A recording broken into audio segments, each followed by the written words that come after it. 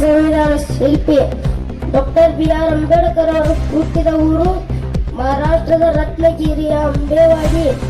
Doctor B R. Ambedkar ಅವರ ಜನನ April 14, 1891. Doctor B R. Ambedkar ಅವರ ತಂದೆ ರಾಮ್ಜಿ ಸತ್ಪಾಲ್, ತಾಯಿ ಭೀಮಾಬಾಯಿ ಸತ್ಪಾಲ್ ಹಾಗೂ ಅವರ ಪತ್ನಿ ರಮಾಬಾಯಿ ಅಂಬೇಡ್ಕರ್.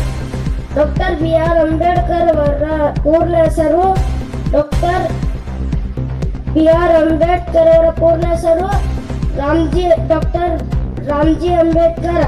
Doctor B R. ಅಂಬೇಡ್ಕರ್ ಅವರು ಭಾರತ ದೇಶದ ಮೊದಲ ಕಾನೂನು ಮಂತ್ರಿಯಾಗಿದ್ದರು. Doctor B R. ಅಂಬೇಡ್ಕರ್ ಅವರು ಭಾರತದಲ್ಲಿ ವಿದೇಶದಲ್ಲಿ ಅರ್ಥಶಾಸ್ತ್ರದಲ್ಲಿ ಡಾಕ್ಟರೇಟ್ ಪಡೆದ ಮೊದಲ ಭಾರತೀಯ ಅಂಬೇಡ್ಕರ್. ಡಾಕ್ಟರ್ ಬಾಬಾ ಸಾಹೇಬ್ ಅಂಬೇಡ್ಕರ್ ಅವರು ಓದುವುದರಲ್ಲಿ 32 ಡಿಗ್ರಿಗಳನ್ನು ಪಡೆದಿರುತ್ತಾರೆ. Doctor B R. ಅಂಬೇಡ್ಕರ್ ಅವರು 64 ವಿಷಯಗಳಲ್ಲಿ ಸ್ನಾತಕೋತ್ತರ ಪದವಿ ಪಡೆದರು.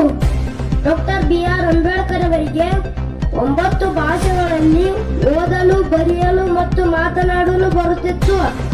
ಅವುಗಳೆಂದರೆ ಹಿಂದಿ, ಪಾಲಿ, ಸಂಸ್ಕೃತ, ಆಂಗ್ಲ, ಫ್ರೆಂಚ್, ಜರ್ಮನಿ, ಮರಾಠಿ, ಪರ್ಷಿಯನ್ ಮತ್ತು ಗುಜರಾತ್ ಭಾಷೆಗಳಲ್ಲಿ ಹಿಂದುಳಿದ ವರ್ಗಗಳಲ್ಲಿ ಮೊಟ್ಟ ಮೊದಲ ವಕೀಲರು ಎಂದು ಕರೆಯುತ್ತಾರೆ. ಗವರ್ನರ್ ಲಾರ್ಡ್ ಲಿಲಿತನ್ ಗೌಡ್ ಮತ್ತು ಮಹಾತ್ಮ ಗಾಂಧೀಜಿ ಅವರು ಅಂಬೇಡ್ಕರ್ ಅವರನ್ನು 500 ಪದವೀಧರರು, ಸಾವಿರಾರು ವಿದ್ಯಾವಂತರಿಗಿಂತ ಮೇಧಾವಿ ಎಂದು ಕರೆದರು.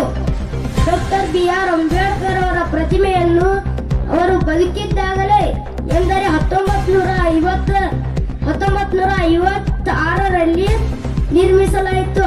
ಅದನ್ನು ಕೊಲ್ಲಾಪುರ ನಗರದಲ್ಲಿ ಸ್ಥಾಪನೆ ಮಾಡಲಾಯಿತು.